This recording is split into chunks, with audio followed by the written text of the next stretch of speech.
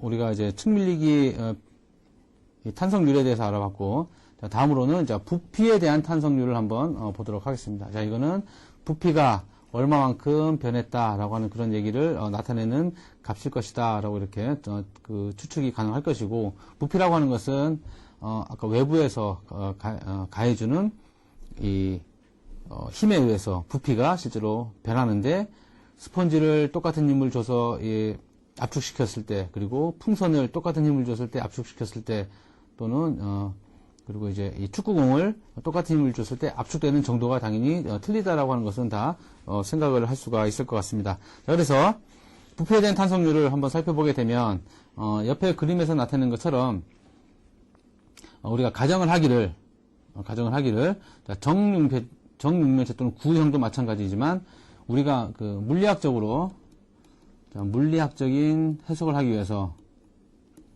자, 해석을 위해서는 자, 바로 이러한 이 조건이 필요하겠습니다.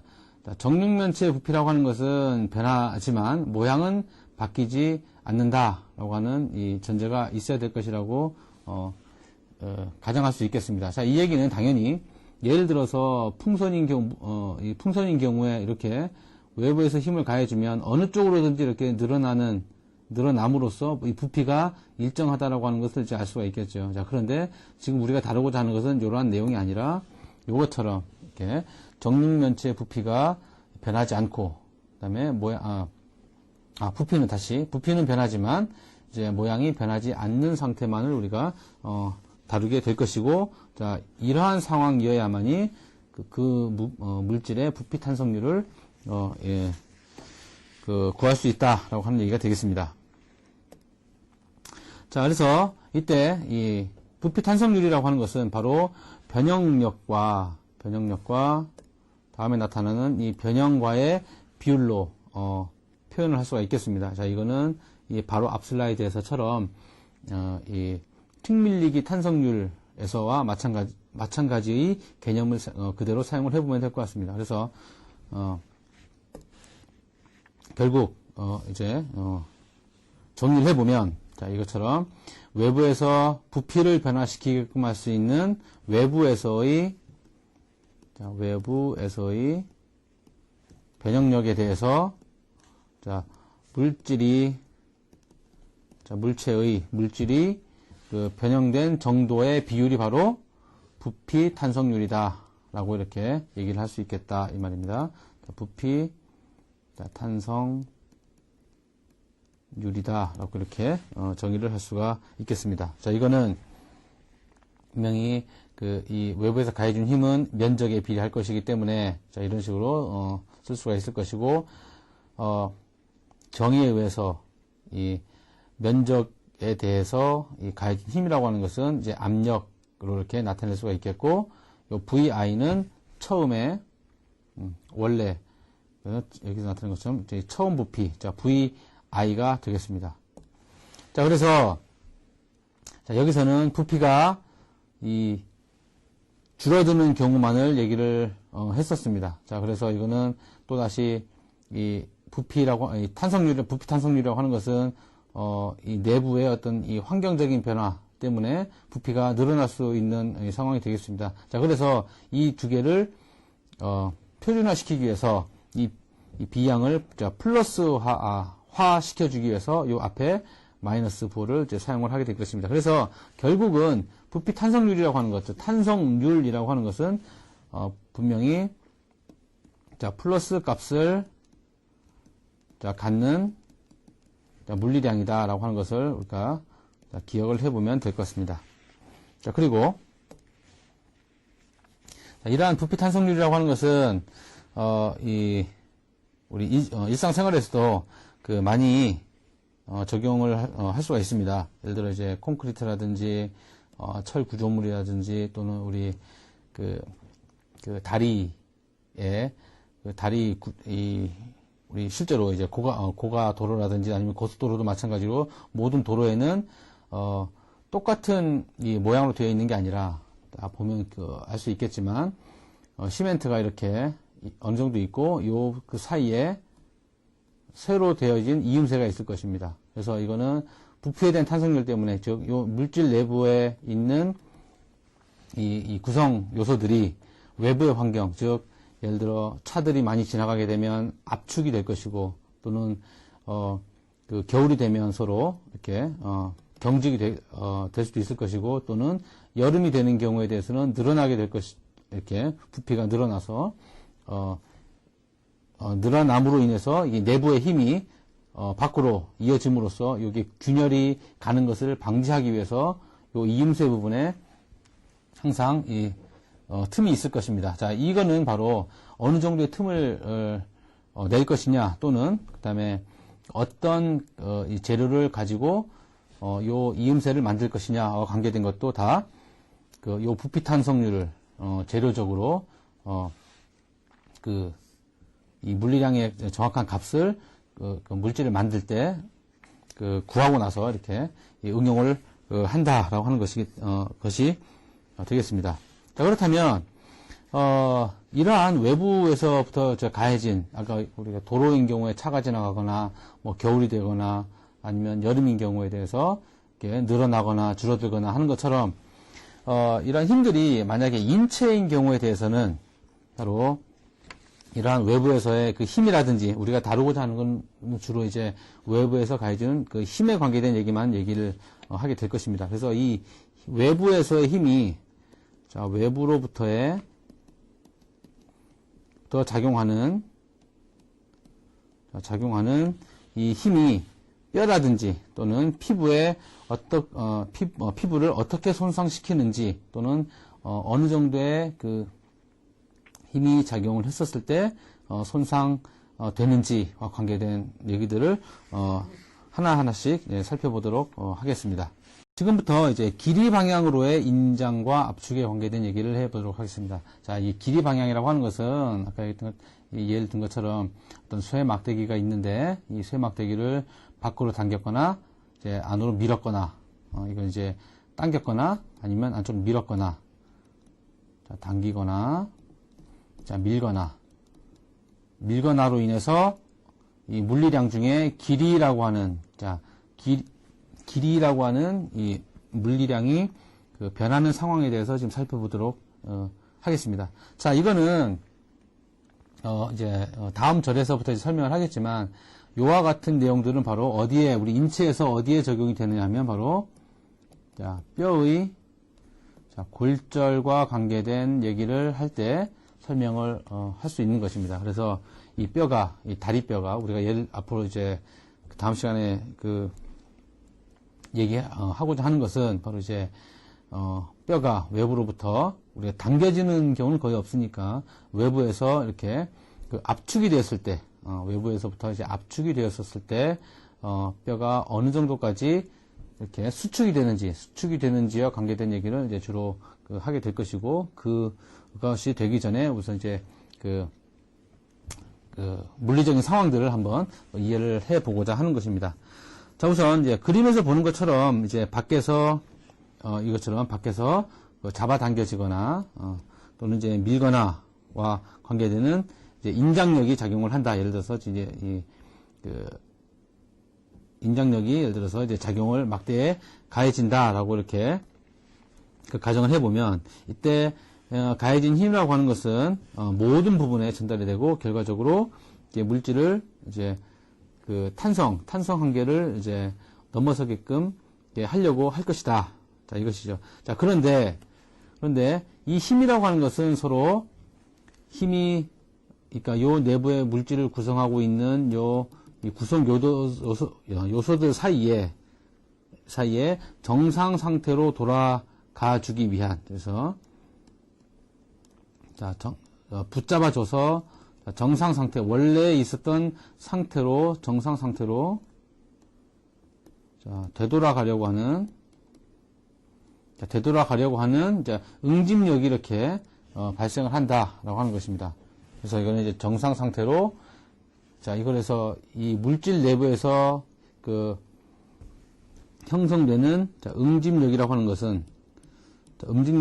것은, 외부에서 가해주는, 여기서는 이제 인장력을 예를 들었으니까, 자, 인장력이라든지 또는, 자, 압축력, 이 작용했을 때 자동적으로 응집력이라든지 또는 이제 서로 이제 탄성력이 이렇게 발생을 하게 될 것입니다. 예를 들어 인장인 경우이기 때문에 우리가 그 밖으로 잡아당기는 힘이기 때문에 서로 응집하려고 하는 그런 힘이 작용할 것이고, 만약에 압축을 이렇게 하게 된다면 탄성적으로 원래 자리로 돌아가기 위한 탄성력이 작용을 한다라고 하는 것입니다. 자, 그런데 가해진 힘이 응집력을 만약에 넘어서게 된다면 이 각각 고유 이 질량소들이 갖고 있는 최대한 가질 수 있는 응집력을 넘어서게 되면 이 물체는 고유의 성질을 잃고, 이렇게 된다면 고유의 성질을 잃고 부서지거나 파괴되게 되겠습니다.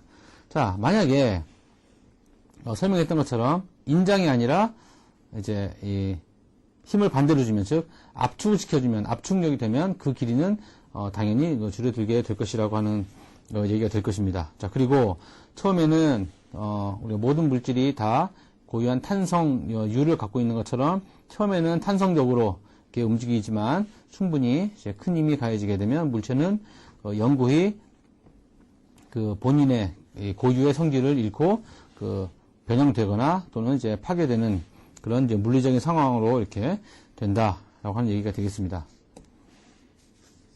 자, 그래서 요거를 좀 그 문장으로 되어 있는 거를 좀 더 이해하기 쉽게 그림으로 한번 나타내 보면, 자, X축은 이제 변형을 나타내고, 나타내고, 자, Y축이라고 하는 것은 외부에서 가해주는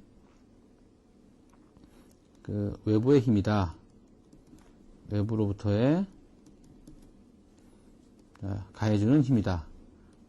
가해지는 힘이다라고 이렇게 두게 되면, 선형적으로 이 힘이 증가하게 됐을 때 변형도 그만큼 줄어들거나 또는 이제 압축이 되거나 어느 정도 원래대로, 그리고 힘을 빼면 또 원래대로 돌아가는 상태. 자, 요 상태를 선형 상태, 이 관계가 이제 선형적이다라고 이렇게 수학에서 표현을 합니다.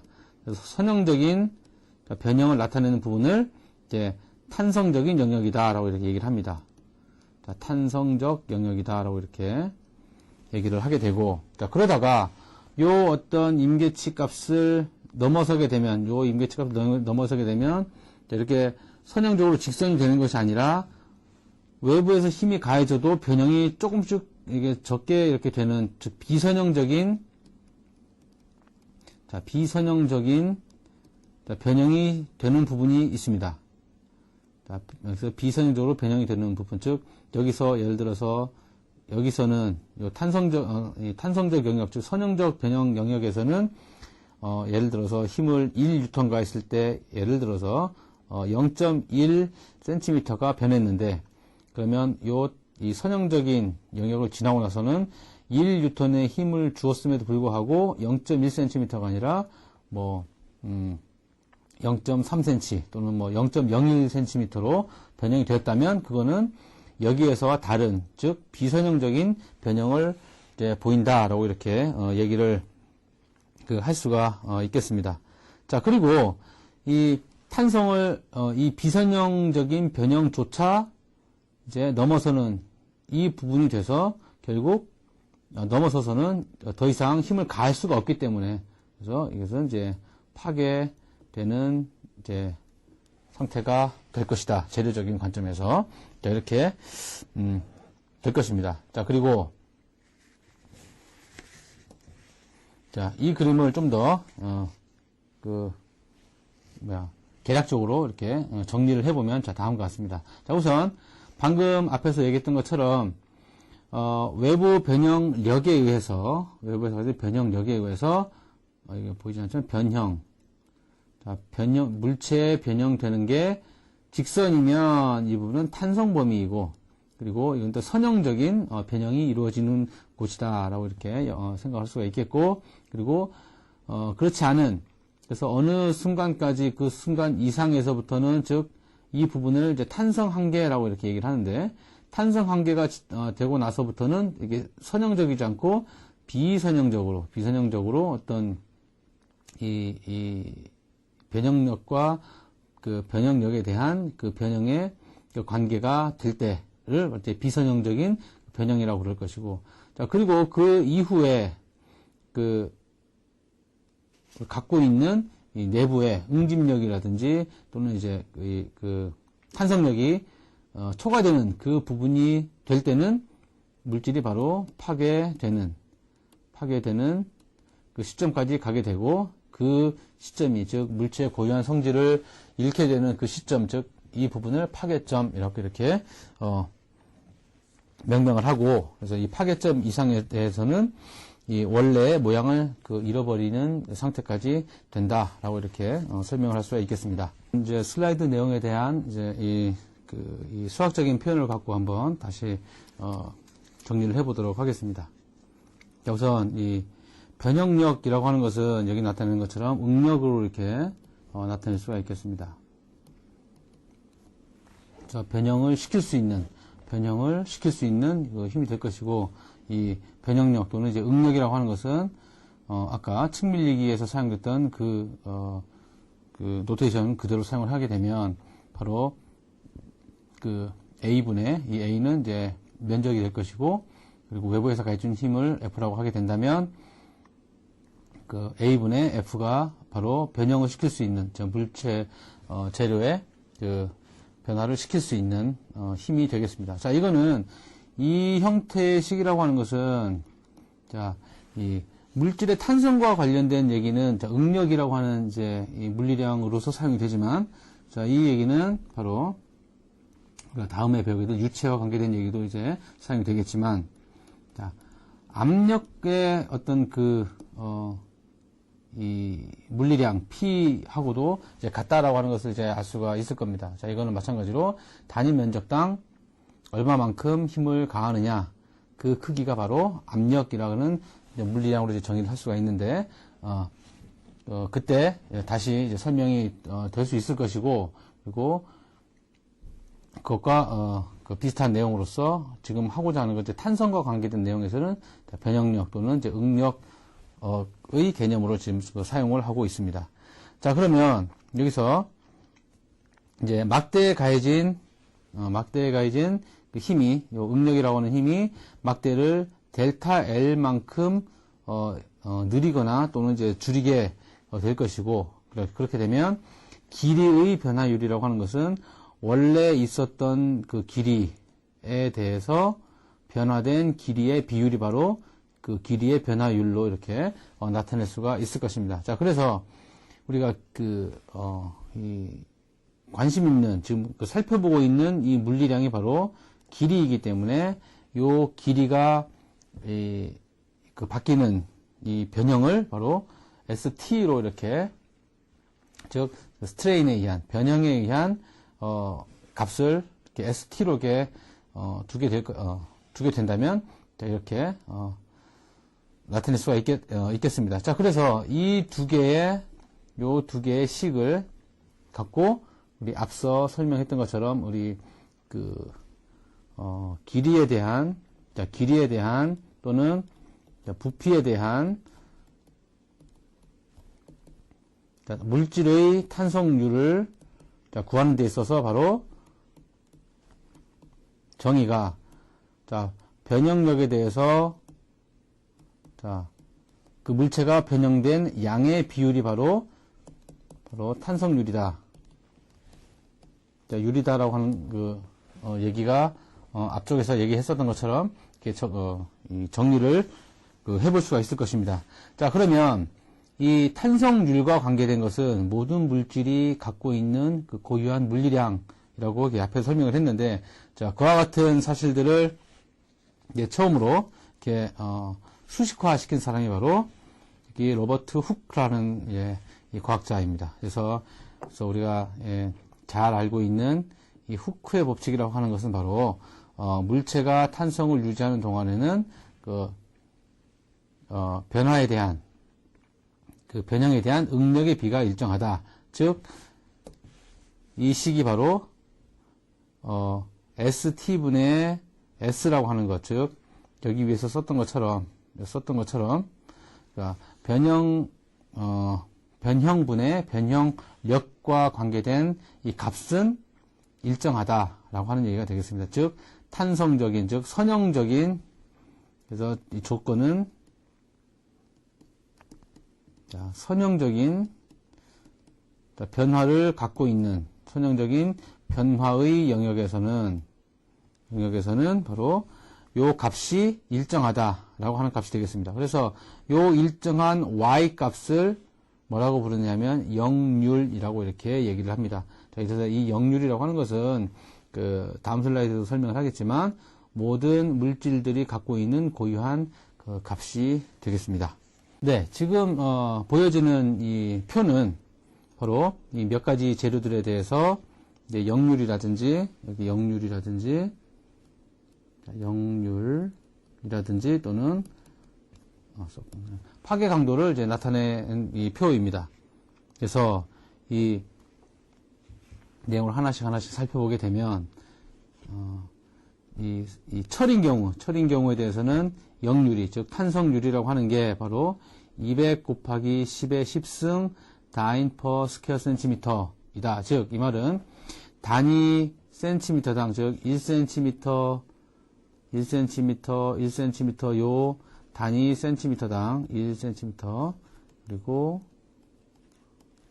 1cm 면적 안에 요 면적에 힘이 외부에서 가해졌을 때 원래 모습 그대로 갖게 되는 그 정도가 200 곱하기 10의 10승 다인 정도가 된다라고 하는 그런 뜻이 되겠고, 그리고 이런 힘이 작용하면 그 스트레스는 작용을 하고, 만약에 이러한 값을 갖고 있는 이 강철을, 이 철을 파괴시킬 수 있는 강도는 어느 정도가 되느냐 하면 바로 450 곱하기 10의 7승 정도의 값을 갖게 됩니다. 즉 이 말은 요 정도 이상이 되게 되면 그 파괴 될 수 있다라고 하는 그런 얘기가 되겠고, 그리고 우리가 주로 많이 사용되고 있는 이제 알루미늄인 경우에 대해서 살펴보면 약 69 곱하기 10의 10승 정도가 되고 그 파괴 강도는 62 곱하기 10의 7승 정도가 됩니다. 자, 그리고 그 빨간색 이 박스 안에 있는 내용이 바로 이제 인체 내부의 물질에 대한 이제 그 역률이라든지 파괴 강도를 한번 이제 보게 된 것입니다. 자, 즉 뼈인 경우에 대해서는 그런 것처럼 14 곱하기 10의 10승 정도가 됩니다. 자, 이걸로 보면 뼈는 요거에 비해서 탄성 정도가 크지 않다라고 하는 것을 우리가 알 수가 있겠습니다. 자, 그리고 그 어느 정도가 되면 파괴되느냐 하면 바로 100 곱하기 10의 7승 정도의 압축 강도가 있으면 이 압축 정도가 있으면 그 파괴가 되고, 그다음에 뼈인 경우에 대해서 잡아당겨서 83 곱하기 10의 7승인 경우에 대해서는 요 힘 이상이 뼈에 가해지게 되면 늘어나서 찢어진다라고 이렇게 생각을 해보면 될 것 같고, 그리고 뒤틀림 정도는 27.5 곱하기 10의 7승 정도가 되겠습니다. 자, 이걸 보면 그 뒤틀림에 대해서는 굉장히 약하다. 즉 압축인 경우에 대해서는 굉장히 큰 그 저항성을 갖고 있고, 인장인 경우 그리고 뒤틀림인 경우, 자, 이러한 순서대로 이렇게 그 뼈는 그 힘의 크기를 가지고 있다라고 하는 것입니다. 자, 이 얘기는 그 바꿔 얘기하면, 자, 그 뼈를 뒤틀려서 부러뜨리는 그 힘은 아주 적고, 즉 적은 힘을 갖고도 뼈를 이렇게 돌려서 부러뜨릴 수 있다라고 하는 것이고, 그리고 잡아당겨서 이렇게 그 뼈를 파괴시키는 그 값이 두 번째로 크고, 그 다음에 압축인 경우에 대해서는 다른 뒤틀림이라든지 인장하는 힘보다 더 큰 힘이 필요하다라고 하는 얘기가 되겠습니다. 그래서 우리가 우리가 서 있는 경우도 다리에 뼈 골격 때문에 우리가 이 직립보행을 하게 되고 가만히 서 있게 되는 게 되는데, 자, 그러면 다리 위에서부터, 즉, 이 무릎 위에서부터의 그 머리 끝까지의 어떤 모든 질량이 다 이 두 다리에 있는 요 뼈에 압축을 가한다라고 이렇게 생각을 할 수가 있겠습니다. 자, 이런 경우는 바로 이 힘보다 자, 크지 않기 때문에 우리가 뼈가 부서지지 않고 또는 이제 아프지 않고 잘 서 있거나 자, 이러한 그 행위를 하고 할 수 있다라고 하는 게 되겠습니다. 자, 그리고 심지어는 뛰는 경우에 대해서도 분명히 뛰는 상황이라면 두 다리로가 아니라 한 다리로 이렇게 그 짧은 시간이긴 하지만 모든 몸에 있는 하중을 다 견딜 수 있습니다. 그래서 그 모든 하중의 힘조차도 요 압축 파괴 강도보다는 이제 작은 힘이 될 것이다. 자, 그리고 문제가 되는 것은 이제 다음 절에서부터 이제 설명을 하게 되겠지만 골절과 관계된 얘기를 하게 될 때 보면 요 압축 파괴 강도가 이제 중요한 물리적인 인자로 이렇게 작용을 하게 되는데, 우선 한 가지 예를 들어보면 어느 정도 높이에서 또 뛰었을 때, 즉 두 다리로 뛰었을 때 요 파괴 강도를 넘지 않느냐라고 하는 그런 문제를 이렇게 다루는 데 있어서 중요한 상수가 되겠습니다.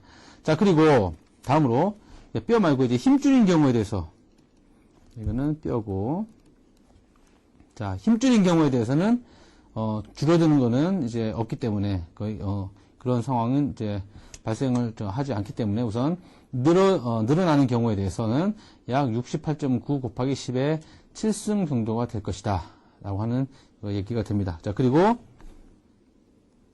근육인 경우에 대해서도 마찬가지로 이 근육은 약 0.5 곱하기 10의 7승 정도 이상이 되면 그 파괴가 된다 라고 하는 얘기가 되겠습니다. 자, 여기서 이렇게 살펴보게 되면 우리가 인장인 경우만을 이렇게 예를 들어서 한번 살펴봅시다. 자, 인장인 경우에 대해서 이렇게 살펴보게 되면 우선 뼈의 인장인 경우에는 83 정도가 되고 곱하기 10의 7승이 되고, 그 다음에 힘줄인 경우에는 68.9 정도가 될 것이고, 그 다음에 근육인 경우에는 이제 이렇게 된다. 자, 그러면 상대적으로 우리 인체를 구성하고 있는 가장 중요한 이 물질 중에 뼈하고 힘줄하고 근육 중에 가장 쉽게 이 파괴가 될 수 있는 것은 바로 근육. 이 가장 이 파열되는 빈도수도 당연히 이제 많을 것이라고 하는 것을 이제 알 수가 있겠고, 다음에 힘줄, 다음에 뼈의 손으로 파괴 강도가 이렇게 나타낼 수 있다라고 이렇게 정리를 볼 수 있겠습니다. 자, 그리고 지금 나오는 표는 몇 가지 여러 가지 물질들, 인체 말고 이제 주위에 많이 사용되고 있고 적용되고 있는 여러 가지 물질들에 대해서 역률이라든지 또는 측밀리기 탄성률이라든지 또는 부피 탄성률에 대해서 이렇게 쭉 나열을 해본 표입니다. 자, 이거는 참고로 우리가 비교해 보면서 이렇게 참고해 보도록 하면 되겠습니다.